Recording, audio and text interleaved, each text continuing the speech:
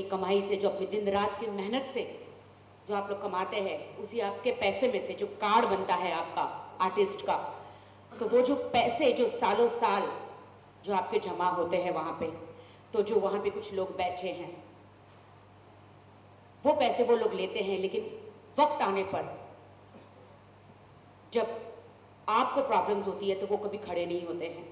वो आप लोगों के पैसे, इन माय लैंग्वेज, खा जाते हैं। तो जब मुझे कहा गया कि आपको खड़े रहना है, तो मैं 2 मिनट के लिए मैं थोड़ा सा, सच कहती हूँ, थोड़ा सा डर गई, क्योंकि मुझे ऐसे भी राजनीति से बहुत ही ऑफर आए हैं, बहुत सारी पार्टियों से, और मैंने कहा कि नहीं, मुझे इस राजनीति में मुझे पढ़ना नहीं है, क्योंकि मुझे पता है कि मैं एकदम सच्ची लड़की हूँ, ना मैं खाती हूँ ना मैं खिलाती हूँ, और ना खाने दूंगी। हमारे दोस्तों ने, हमारे भाइयों ने मुझे जब आप लोगों के प्रॉब्लम्स के बारे में बताया, तो आप यकीन मानिए उस वक्त मुझे इतना रोना आया, मेरे रोंगटे खड़े हो गए। क्या? मैंने कहा मैं भी एक आर्टिस्ट हूं, और हमारा पेमेंट जो है हम लोगों को 3 महीने में या ज्यादा ज्यादा 2 महीने में मिल जाता है। मैंने कहा आप लोग कैसे सरवाइव करते होंगे? मैंने कहा गॉड, क्या आपने मुझे इतनी एनर्जी, इतना बड़बोलापन, इतनी ताकत इसलिए दी थी? वो इंतजार था इस दिन का कि मैं आपके लिए कुछ बोल सकूं, आपके लिए कुछ कर सकूं। और मैं तो दरिंदे ही कहूंगी, उन लोगों को जो 13 साल से, 12 साल से, कुछ 10 साल कह रहे हैं आप लोगों के पैसे खा रहे हैं और आप लोगों के लिए कुछ भी नहीं कर रहे हैं, तब मैंने कहा कि ठीक है, मैं खड़ी रहूंगी, मैं अपना पर्चा भरूंगी। मुझ में इतनी हिम्मत आई कि नहीं, मेरा आखिरी दिन हो, जब मेरे प्राण छूटे, तो मुझे जिंदगी में ऐसा लगना चाहिए कि मैंने किसी इंसान के लिए इस जन्म में कुछ अच्छा काम किया है।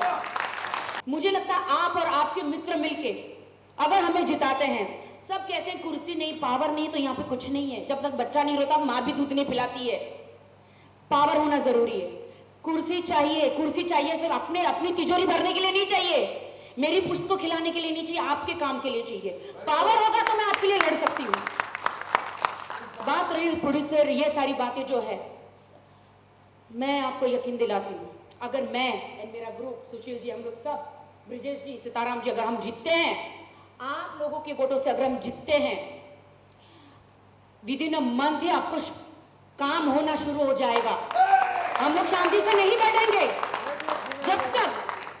जब तक कि आपके पैसे जो अब तक मिले नहीं है, वो आप लोगों को सूद समेत वापस नहीं मिल जाते, जो आपके पैसे और आपके जो मांगे, जो हमारे एजेंडा है, जो आपने ब्रिजेश भाई ने जो पढ़े हैं, आप लोग भी पढ़ लीजिए, वो पूरे नहीं होते, तब तक मैं चैन की सांस नहीं लूंगी और ना लेने दूंगी। बीएमसी के अफसर को आके रोड पे आना पड़ा लिटरली कि हाँ मेरी मां, मैं तेरा रोड बना के देता हूं। मैं एक लेडीज हूं, लेकिन मैंने कभी भी अपने आप को किसी आदमी से कम समझा ही नहीं है। तो अभी ये शेरनी है ना, सिंटा पे धार डालने वाली, धार डालूंगी और फायर भी डालूंगी। अगर मैंने कसम नहीं भी खाई ना, तो मुझे आप खुद मेरे घर पे आके मतलब बेल बजाएंगे, थैंक यू कहेंगे कि नहीं, आपने मुझे चुना, मैं जीती और मैंने आप लोगों के लिए काम किया। मैं कोई बड़ी बड़ी बातें नहीं करूंगी, धर्मेश जी, ये जी, वो जी, मुझे नहीं पता कौन। अब 25 को ऐसा ना हो कि कोई राशन दे रहा है, कोई बाटली दे रहा है, कोई चकना दे रहा है।